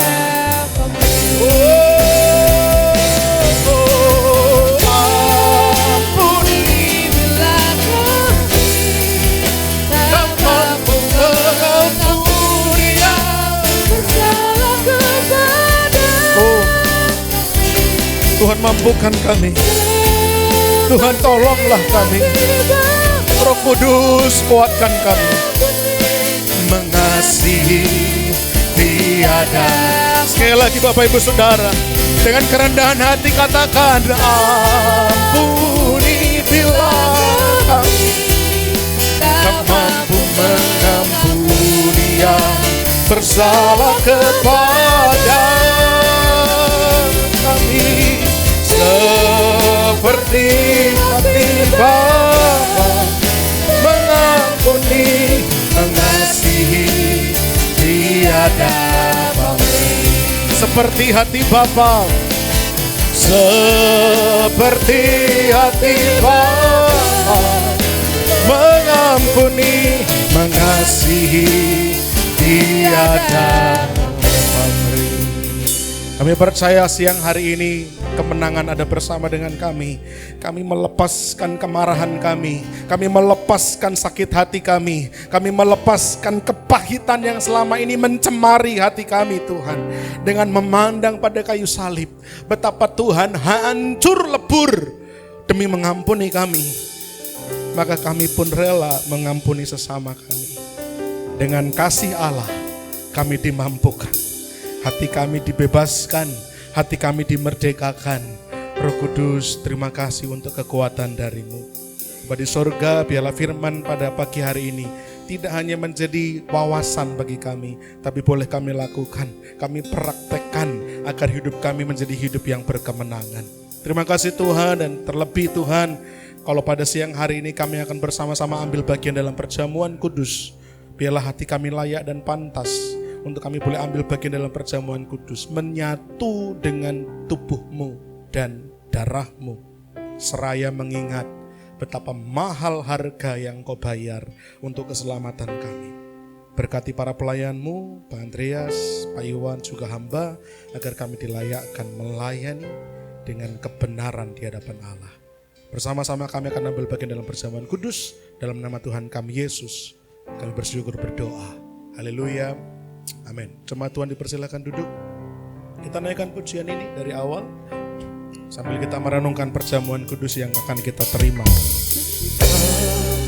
Hatiku telah disakiti, ajarku memberi, hati mengampuni ketika hidupku telah dihakimi. Ajarku memberi, hati mengasihi. Ampuni bila kami tak mampu mengampuni yang bersalah kepada kami, seperti hati Bapa mengampuni, mengasihi, tiada pemberi. oh bersyukur ketika hatiku telah disakiti. Ajarku memberi, hati mengampuni ketika hidupku telah dihakimi. Ajarku memberi, hati mengasihi.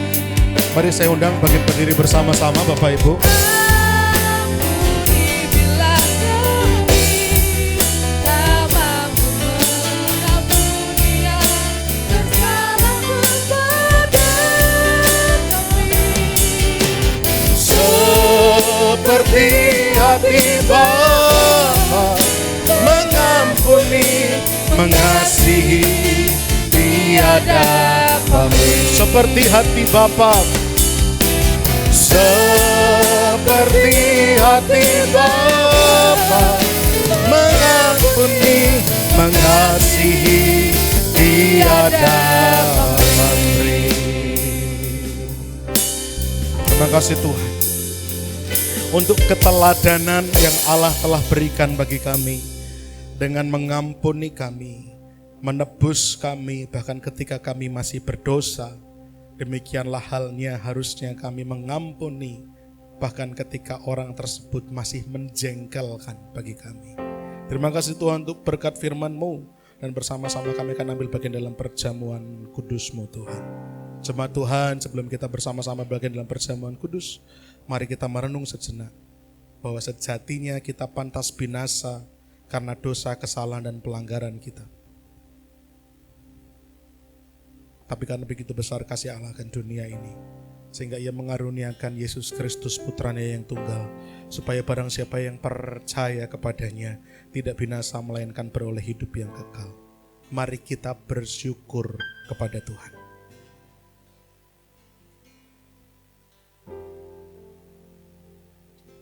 Terima kasih. Mari kita mengangkat roti dengan tangan kanan tinggi-tinggi di atas kepala.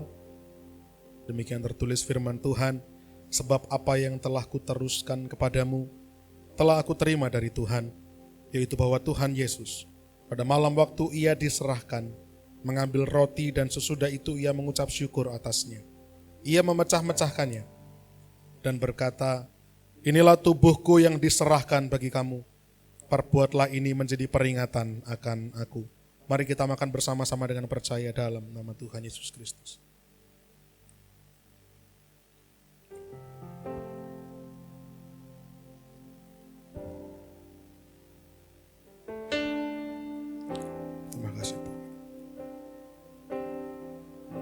Kita mengangkat cawan anggur dengan tangan kanan tinggi-tinggi.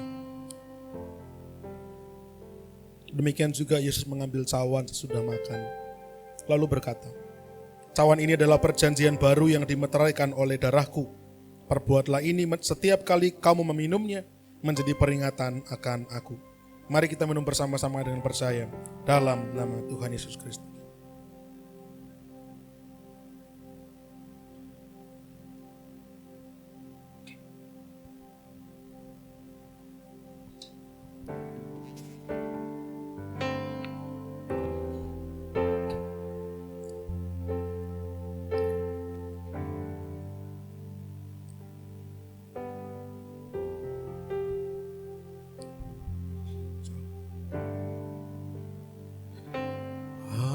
anugerahmu.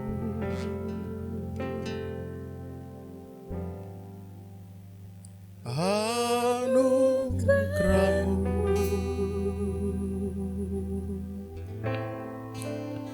Semua karena anugerahmu,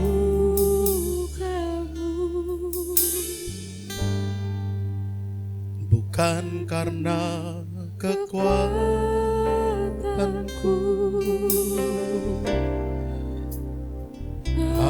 Anugerahmu.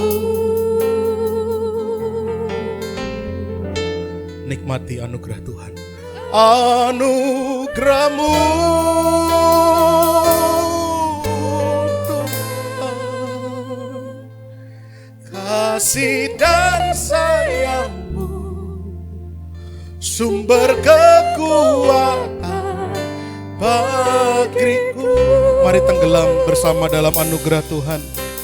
Semua jemaat angkat tanganmu dan katakan, anugerahmu. Kita diampuni, kita dimaafkan, kita diselamatkan semua karena anugerah. Dan kalau kita bisa mengampuni sesama kita bisa memaafkan sesama kita, itu pun karena anugerah. Semua karena anugerahmu. Ya. Bukan karena kekuatanku.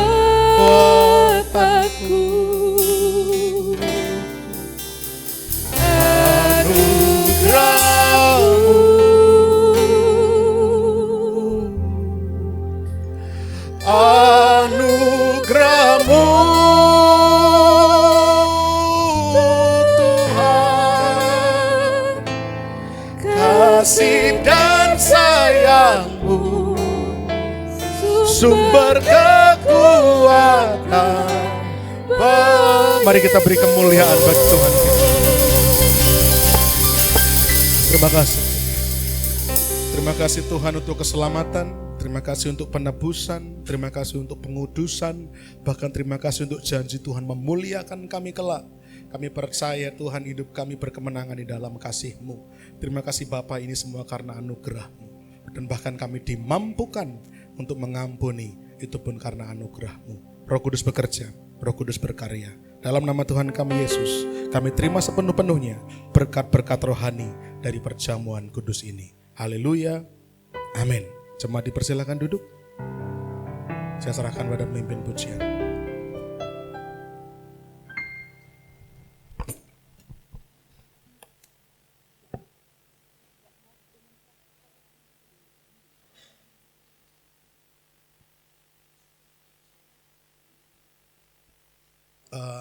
Pak Iwan dan rekan-rekan boleh minta tolong di Bapak Ibu Saudara, sebelum persembahan ada yang perlu saya jelaskan terkait persembahan di bulan Desember. Harusnya Mas Gren yang mengumumkan, karena Mas Gren tidak hadir sebagai Ketua Panitia Natal, sehingga saya sampaikan apa yang menjadi hasil keputusan rapat. Silakan dimasukkan. Bapak Ibu Saudara, di depan nanti akan ada 2 kotak. Yang pertama adalah kotak persembahan, ya, yang biasanya Bapak Ibu Saudara masukkan di kantong-kantong persembahan, nanti silahkan dimasukkan di kotak persembahan yang transparan. Yang ini ya. Ini Mas Adis bukan mau main sulap Bapak Ibu, bukan ya. Jadi yang kotak yang ini, yang transparan itu yang dimasukkan amplop persembahan. Nah yang kuning adalah persembahan sukarela Bapak Ibu untuk menopang Natal. Nah tadi mungkin waktu Bapak Ibu masuk juga dibagikan oleh Asyar, Bu Kristiani dan Bu Indri, ada amplop persembahan Natal. Yang warnanya apa ya Bu? Biru ya? Biru ya. Nah amplop persembahan warna biru itu disimpan dulu Bapak Ibu. Itu disimpan saja dulu di Alkitab atau dimasukkan dompet atau dimasukkan di tas. Nah amplop persembahan Natal itu nanti akan dipersembahkan tanggal 25 Desember ketika ibadah Natal. Jadi ibadah Natal tetap ada ya, ibadah Natal itu 25 Desember. Jam 8 pagi di tempat ini. Ibadah Natal.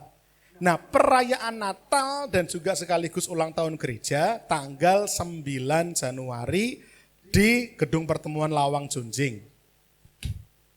Itu perayaannya. Tapi ibadah tanggal 25 tetap ada.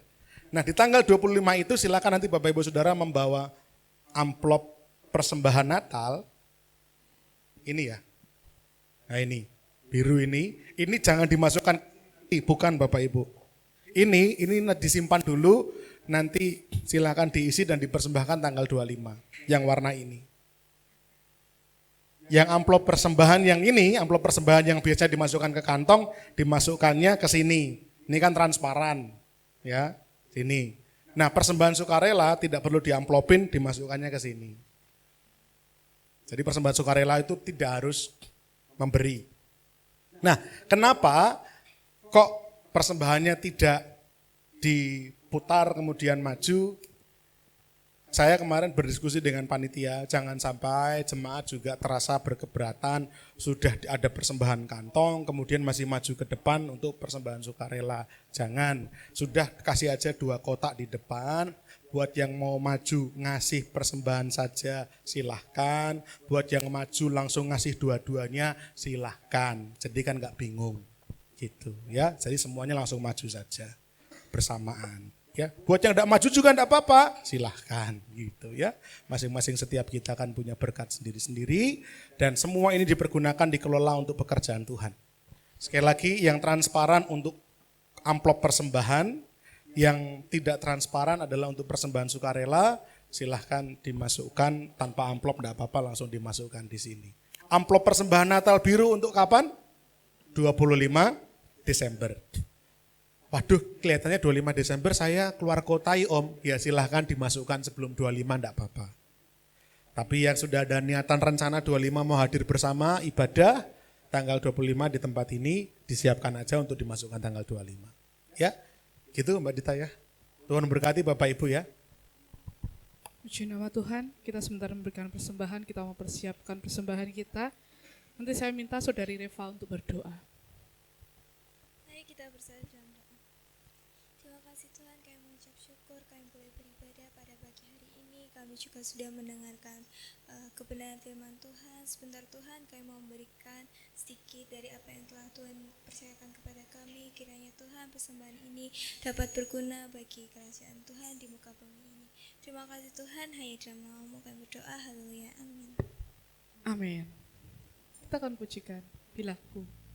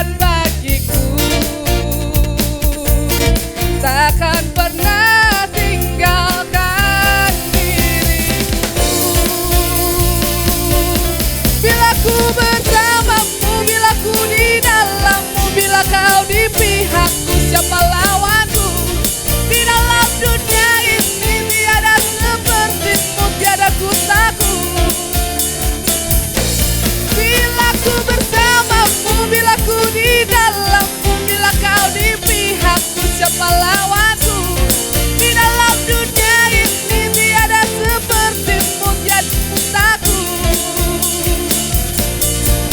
ku bersamamu, bila ku di dalammu, bila kau di pihakku, siapa lawanku? Di dalam dunia ini tiada sepertimu, tiada ku takut untuk selamanya.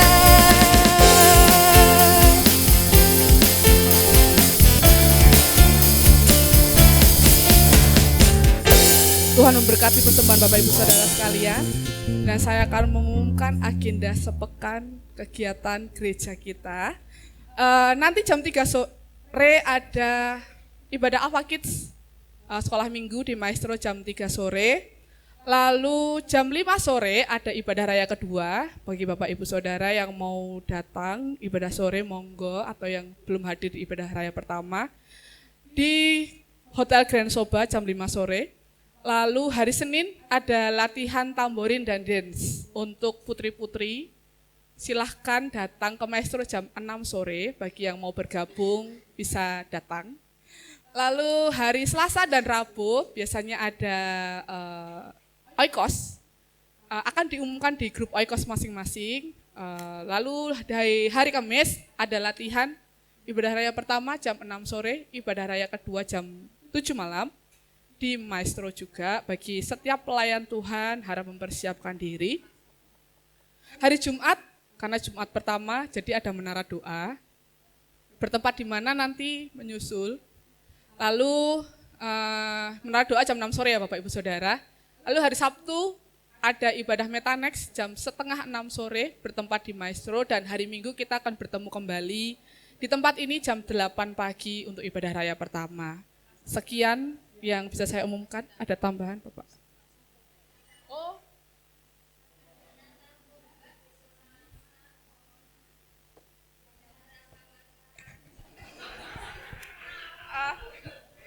Ya. Saya yang ndak wanita aja datang ya Bu ya. Saya, Pak Daniel Grace itu kami bukan wanita tapi kami pengawalnya wanita. Ya. Lebih tepatnya sopirnya sih. Bapak Ibu Saudara, besok Selasa ada Natal Komisi Wanita di rumah Ibu Susana Dewi. Gentan. Betul Gentan ya itu ya. Mayang apa Gentan ya, kira-kira itulah ya, Gentan gitu ya.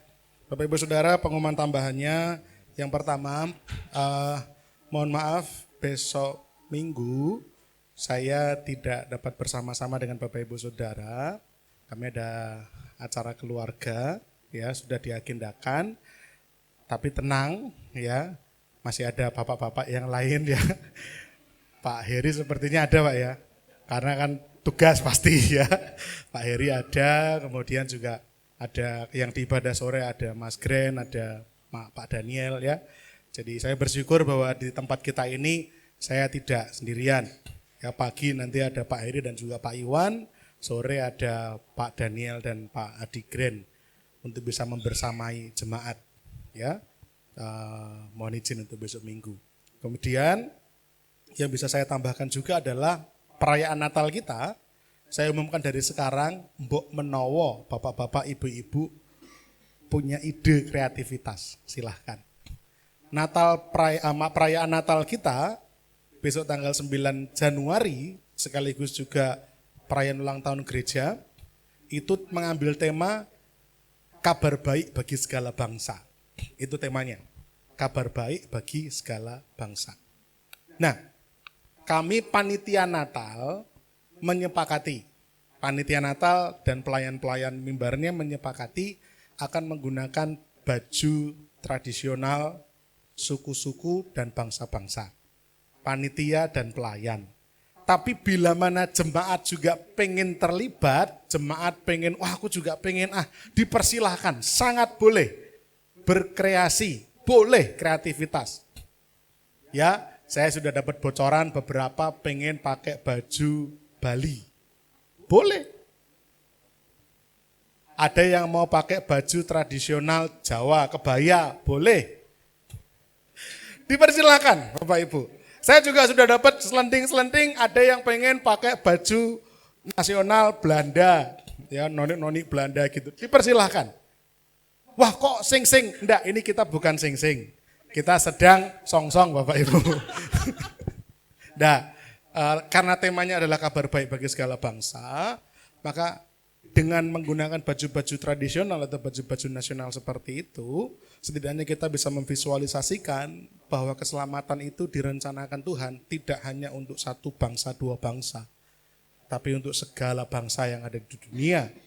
Ya, jadi untuk panitia dan pelayannya mereka sudah sepakat kami akan pakai baju suku-suku bangsa dan bangsa-bangsa. Silahkan. Ya, penari mau pakai baju ini, pemain musik mau pakai baju apa? Belum kepikir ya. Belum ya. Nanti mungkin Eskimo. Wah, kumpro bias nanti. Siapa tahu, boleh silakan.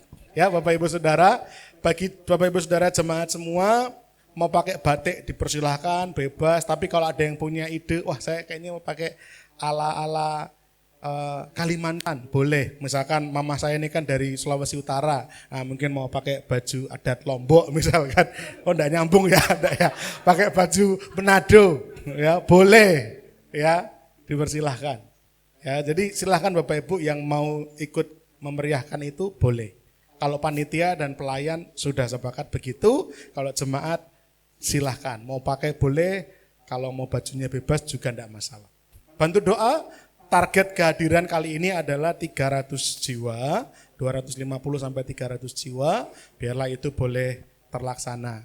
Sekali lagi dari panitia berdoa ini tidak hanya menjadi sekedar pesta perayaan, tetapi menjadi pesta rohani.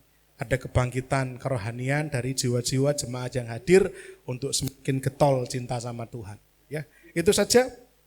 Mari kita bangkit berdiri bersama-sama, Bapak Ibu Saudara. Kita akhiri dalam doa. Terima kasih untuk kedatangannya. Kita berdoa ibadah nanti sore juga berjalan dengan baik, berjalan dengan lancar. Mari kita berdoa. Oh iya, kita juga berulang tahun untuk Kevin. Tepat hari ini ya Kevin ya. Selamat ulang tahun yang ke-21 Bapak Ibu ya. Pas berarti ya. Kalau punjul kan hangus ya Pak Heri ya. Itu main kartu ya, yang paham berarti pengalaman. 21, kita nanti berdoa untuk anak saudara Kevin yang berulang tahun. Mari kita berdoa. Bapak di surga, terima kasih Tuhan sudah menyertai kami, ibadah kami dari awal sampai dengan akhir berjalan dengan baik, dengan lancar.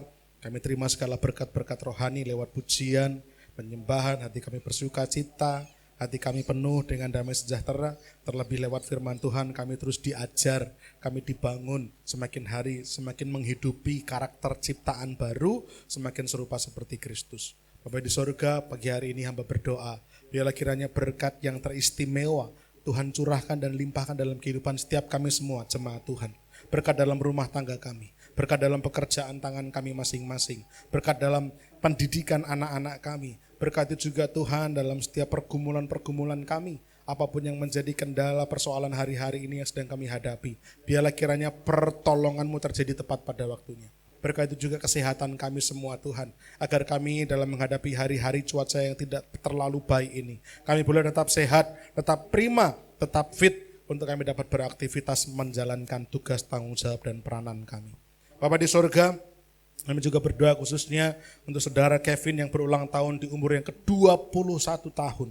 Anugerah yang luar biasa yang Tuhan boleh berikan atasnya. Kami berdoa di dalam nama Yesus, kami bersehati. Berkat daripada Allah Abraham, Allah Ishak dan juga Allah Yakub dicurahkan dalam kehidupannya.